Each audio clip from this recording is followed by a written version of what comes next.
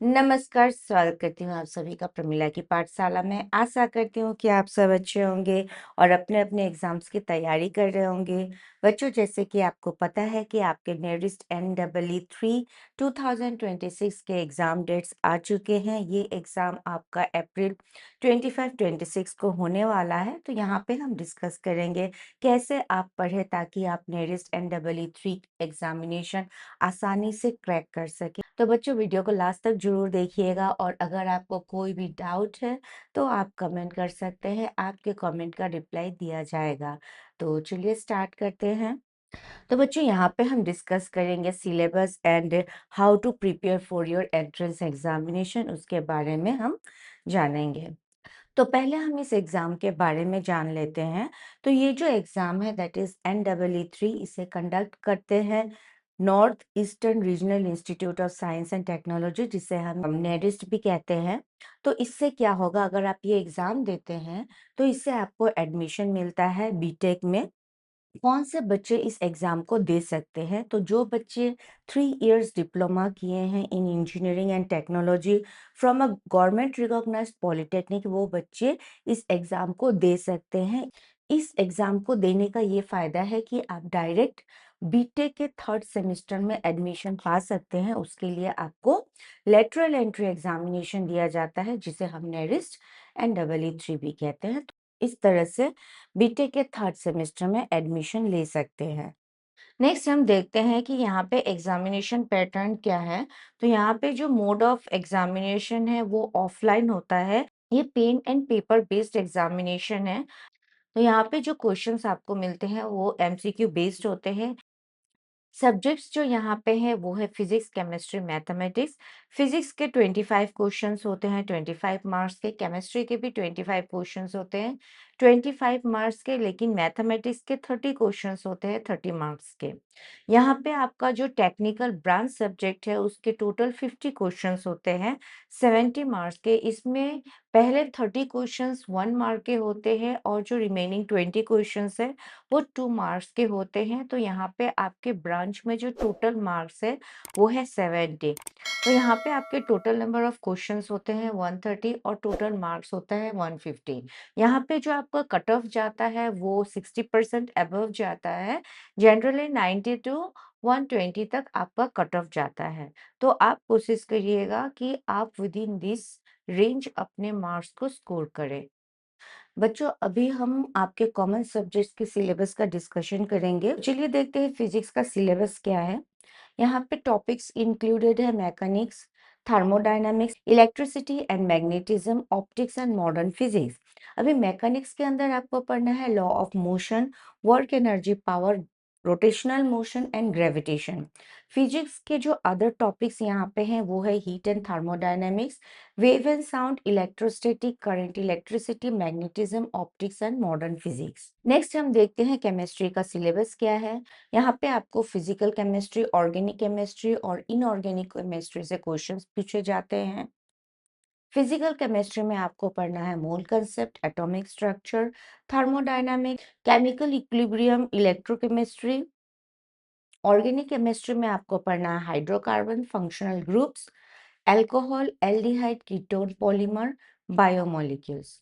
Inorganic chemistry में आपको पढ़ना है periodic table, chemical bonding, coordination, compound metals and non metals. Next देखते हैं मैथमेटिक्स का क्या सिलेबस है। तो यहाँ पे आपको पढ़ना है algebra, calculus, coordinate geometry and trigonometry. Algebra में आपको मेनली फोकस करना है quadratic equation, matrix and determinant, progression that is arithmetic and geometric progression and complex numbers. Calculus के अंदर आपको पढ़ना है limit and continuity, differentiation and integration and its application. Next है ज्योमेट्री एंड ट्रिग्नोमेट्री। तो geometry के अंदर आपको पढ़ना है straight line, circle, conic section. Conic section मतलब यहाँ पे आएगा इलिप्स, पैराबोला एंड हाइपरबोला। और ट्रिग्नोमेट्रिक फंक्शंस एंड आइडेंटिटीज। तो ये जो सिलेबस है ये आपके फिजिक्स, केमिस्ट्री और मैथमेटिक्स के सिलेबस है जो सब्जेक्ट्स आपके कॉमन हैं। नेक्स्ट है टेक्निकल एंड ब्रांच सब्जेक्ट। तो बच्चों आपको आपके ब्रांच में जो कुछ भी पढ़ाया गया है, आपको वो सारे टॉपिक्स पढ़ने हैं right from the first semester two six semester. आपके टीचर्स ने जो कुछ भी पढ़ाया है आपको, आपका जो सिलेबस है, आपको उन्हीं सिलेबस के क्वेश्चंस को पढ़ना है, अच्छी तरह पढ़ना है। आपके क्वेश्चंस जो है वो आउटसाइड द सिलेबस नहीं पूछे जाते हैं। सारे जो क्वेश्चंस पूछे जाते हैं वो सिलेबस से ही पूछे जाते हैं। इसके लिए आप क्या कर सकते हैं कि जो प्रीवियस ईयर्स के क्वेश्चन पेपर है उसे कलेक्ट करिए और उन्हें अच्छी तरह सॉल्व करिए। अगर आप लास्ट 6-7 ईयर्स के क्वेश्चन पेपर को सॉल्व करते हैं तो वहां से ही आपको आइडिया मिल जाएगा कि किस टाइप के क्वेश्चंस आपके ब्रांच से आते हैं।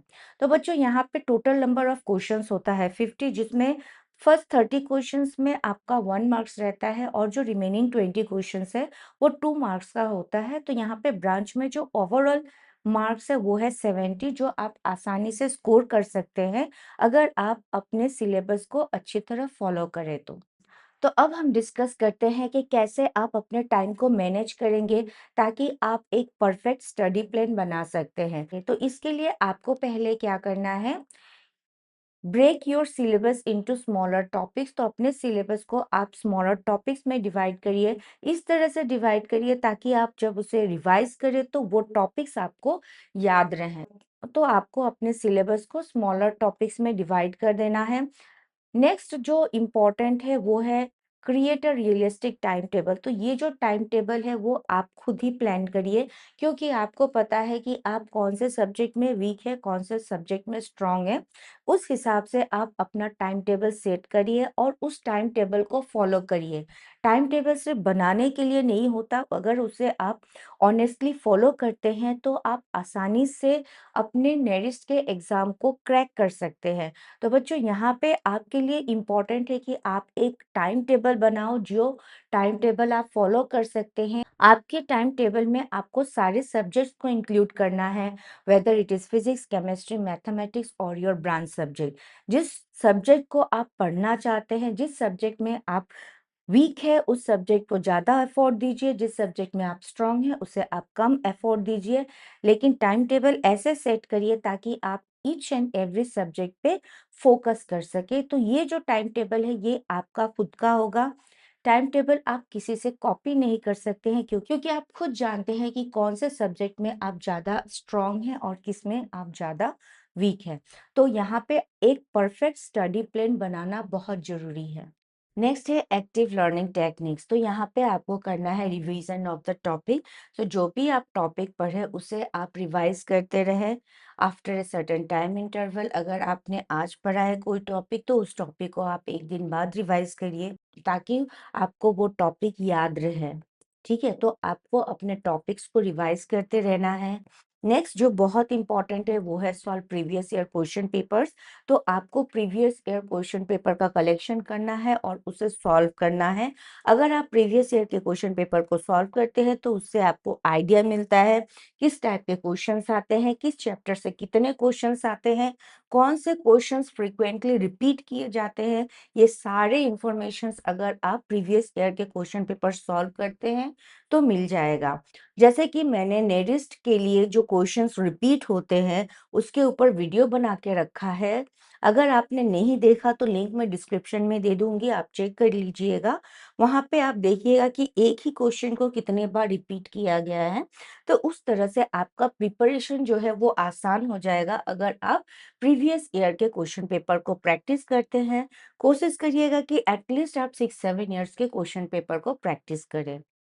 तो यहाँ पे आपको स्मार्ट नोट्स बनाने हैं, जिसके लिए आपको समराइज नोट बनाना है इंस्टेड ऑफ लॉन्ग नोट्स। देखिए, जितने पॉइंट वाइज आप नोट्स बनाते हैं वो आपको हेल्प करेगा आपके एमसीक्यूज में। अगर आप लॉन्ग नोट्स बनाते हैं तो वो आपके लिए हेल्पफुल नहीं होगा, क्योंकि यहाँ पे आपको एमसीक्यू बेस्ड क्वेश्चन पेपर मिल रहा है। तो अगर आप पढ़ रहे हैं और पॉइंट वाइज नोट्स बना रहे हैं तो वो ज़्यादा हेल्पफुल रहेगा in comparison to long notes. तो आपको क्या करना है, समराइज नोट्स बनाना है जो आपको हेल्प करेगा आपके एमसीक्यूज में। नेक्स्ट आपको हाईलाइट करना है मेन फॉर्मूलाज एंड कंसेप्ट। तो जैसे कि मैंने मैथ्स में ऑलरेडी वीडियोस बना के रखे हैं, ओनली इम्पॉर्टेंट फॉर्मूलाज पे, जो फॉर्मूलाज के ऊपर बेस्ड करके आपके क्वेश्चंस पूछे जाते हैं उन फॉर्मूलाज के ऊपर मैंने ऑलरेडी वीडियोस बनाया है, आप चेक करिएगा। उसके ऊपर मैंने एक प्लेलिस्ट बना के रखा है, अगर आपने नहीं देखा तो देख लीजिएगा, लिंक मैं डिस्क्रिप्शन में दे दूंगी। तो यहाँ पे आप अपने ब्रांच के जितने भी इम्पोर्टेंट फॉर्मूलाज है उसे हाईलाइट करिए, इम्पोर्टेंट कंसेप्ट्स को हाईलाइट करिए, ताकि आप आसानी से एमसीक्यूज में आंसर कर सके। Next, focus on high wait topics. तो आपको कौन से टॉपिक्स पे ज्यादा फोकस करना है? क्वेश्चन पेपर सॉल्व करिएगा तो आपको पता चल जाएगा कि किस चैप्टर से कितने क्वेश्चंस आते हैं, ठीक है? तो आप उन चैप्टर्स पे ज्यादा फोकस कर सकते हैं। जैसे कि अगर आप फिजिक्स को सॉल्व करते हैं तो आप देखिएगा कि वहां पे current, electricity, laws of motion, semiconductor से ज्यादा क्वेश्चंस पूछे जाते हैं। तो आप उन चैप्टर पे ज्यादा फोकस कर सकते हैं। वैसे तो आपको सारे टॉपिक्स पढ़ने हैं, सारे चैप्टर्स को पढ़ना है, लेकिन जिस टॉपिक से ज्यादा क्वेश्चंस आते हैं आप उस टॉपिक पे ज्यादा इंपॉर्टेंस दे सकते हैं। मैथ्स में डिफरेंशिएशन एंड इंटीग्रेशन आपके लिए इंपॉर्टेंट टॉपिक है। इससे आपको 4 क्वेश्चंस मिलते हैं। साथ ही एप्लीकेशन ऑफ इंटीग्रेशन का एक प्रॉब्लम आपको मिलेगा ही, एवरी ईयर ये आता है। नेक्स्ट है कोऑर्डिनेट ज्योमेट्री। कोऑर्डिनेट ज्योमेट्री से भी आपको 3-4 क्वेश्चंस मिलते हैं। ये नेक्स्ट, केमिस्ट्री में आप देख सकते हैं मोल कंसेप्ट, इलेक्ट्रोकेमिस्ट्री, ऑर्गेनिक रिएक्शंस। तो ये कुछ इंपॉर्टेंट टॉपिक्स है जिस पे आपको फोकस करना है। नेक्स्ट है अवॉइड मेकिंग कॉमन मिस्टेक्स। तो बच्चे अक्सर यहाँ पे मिस्टेक्स करते हैं, जैसे कि नॉट प्रैक्टिसिंग एनफ न्यूमेरिकल्स। तो आप न्यूमेरिकल्स स्किप करते हैं, जबकि आपका जो एग्जाम है वो न्यूमेरिकल्स बेस्ड ही है। मैक्सिमम टाइम आपको न्यूमेरिकल्स ही मिलता है, तो आपको न्यूमेरिकल्स को प्रैक्टिस करना है, ना कि उसे अवॉइड करना है। अगर आप न्यूमेरिकल्स को प्रैक्टिस करते हैं तो आपको पता चल जाएगा कि किस फॉर्मूला का कहाँ एप्लीकेशन होता है, तो वो आपके लिए हेल्पफुल रहेगा। नेक्स्ट है इग्नोरिंग वीक टॉपिक्स। तो बहुत बच्चे क्या होता है, जो टॉपिक उन्हें आसान लगता है उसे रिवाइज नहीं करते हैं। तो आपको ये मिस्टेक नहीं करना है, आपको ईच एंड एवरी टॉपिक को रिवाइज करना है, ताकि अगर कोई भी क्वेश्चन उस टॉपिक से आता है तो आप बाद में ना पछताए कि ये टॉपिक मैंने पढ़ा नहीं था। इसीलिए आपको ईच एंड एवरी टॉपिक को पढ़ना है, स्पेशली दोज टॉपिक्स जो आसान है उसे एक बार आप जरूर पढ़िए, ताकि आपको याद रहे। नेक्स्ट है not improving speed, that means time management. अगर आपने एग्जाम में अपने टाइम को मैनेज नहीं किया तो बहुत सारे ऐसे क्वेश्चंस होते हैं जो आपको आते हैं, but due to lack of time आप उसे छोड़ देते हैं। तो आपको अपना स्पीड बढ़ाना है, ताकि with in the time period आप अपने क्वेश्चन पेपर को कंप्लीट कर सके। तो आपको टाइम मैनेजमेंट करना है, ठीक है? नेक्स्ट है over confident with the topic. तो आपको किसी भी टॉपिक को लेके ओवर कॉन्फिडेंट नहीं होना है। हर टॉपिक को पढ़ना है, हर चैप्टर्स को पढ़ना है, ताकि आप उस चैप्टर से अगर कोई क्वेश्चंस आता है तो आप आसानी से अटेम्प्ट कर सकें। नेक्स्ट, यहाँ पे कुछ इंपॉर्टेंट टिप्स है जो आपको याद रखनी है। अगर आप इन टिप्स को अच्छी तरह फॉलो करते हैं तो आप आसानी से एग्जाम को क्रैक कर सकते हैं। जैसे कि focus more on accuracy rather than speed. तो आपको एक्यूरेसी पे भी ज़्यादा फोकस करना है, आपको स्पीड भी मेंटेन करना है, साथ ही आपको एक्यूरेट आंसर भी करना है। तो आपको कोशिश करना है कि आपके जो आंसर्स निकले वो एक्यूरेट हो। स्पीड के चक्कर में आप इनकरेक्ट आंसर्स ना करें, उसके ऊपर भी आपको ध्यान देना है। नेक्स्ट है डोंट गेस ब्लाइंडली। तो हमें पता है कि एक क्वेश्चंस के हमें 4 ऑप्शंस मिलते हैं। साथ ही आपको ये भी पता होना चाहिए कि अगर आप कोई इनकरेक्ट आंसर करते हैं तो 1/4 ऑफ द मार्क्स आपका डिडक्ट हो जाएगा। तो यहाँ पे आपको गेस नहीं करना है, अगर आपको एक्यूरेट आंसर पता है तो ही आप उस आंसर को टिक करें, नहीं तो मत करें, अदरवाइज आप अपना मार्क्स लूज कर सकते हैं। थर्ड पॉइंट है कि आपको कंसिस्टेंट रहना है। कंसिस्टेंट इन द सेंस, अगर आप पढ़ाई कर रहे हैं, अगर आज आपने 5 घंटा पढ़ाई किया तो ऐसा नहीं है कि कल आप मत पढ़िए, परसों मत पढ़िए। आपको कंसिस्टेंसी मेंटेन करना है, you have to follow the routine. अच्छी तरह रूटीन फॉलो करिए, कंसिस्टेंट रहिए, डेली प्रैक्टिस करिए, डेली रिवाइज करिए। अगर आप ये सब स्टेप्स फॉलो करते हैं तो आप आसानी से अपने एग्जाम को क्रैक कर सकते हैं। देखिए, ये आपका क्लास टेस्ट नहीं है, ये आपका एंट्रेंस एग्जामिनेशन है जहां लाखों बच्चे एग्जाम देंगे। आपके तरफ बहुत सारे बच्चे होंगे जो अच्छी तरह पढ़ के आए होंगे, आपने भी पढ़ा होगा, लेकिन अगर कोई एक्स्ट्रा पढ़ता है, जैसे कि आपने सिर्फ ब्रांच का पढ़ाई किया और कुछ बच्चों ने एडिशनल जो सब्जेक्ट्स है that is physics, chemistry, maths पढ़ाई किया, तो उनका जो स्कोर होगा वो ऑब्वियसली आपके स्कोर से ज़्यादा होगा। तो आपको ईच एंड एवरी टॉपिक पे फोकस करना है, आपको अपने ब्रांच को अच्छी तरह पढ़ना है, साथ ही जो कॉमन सब्जेक्ट है उस पे भी ध्यान देना है। साथ ही आपको अच्छी नींद चाहिए और प्रॉपर फूड चाहिए। अगर आप नींद अच्छी नहीं ले रहे हैं तो आप बीमार हो सकते हैं। अगर आप हेल्दी फूड नहीं खा रहे हैं तो भी आप बीमार हो सकते हैं। तो आपको अपने sleeping time as well as diet दोनों का ख्याल रखना है और अपना पढ़ाई करना है, ठीक है? तो बच्चों, आशा करती हूँ कि ये वीडियो आपके लिए हेल्पफुल रहा होगा और इसमें दिए गए टिप्स आपके लिए हेल्पफुल रहे होंगे। और अगर ये टिप्स आपको अच्छे लगे हो तो कमेंट में ज़रूर बताइएगा।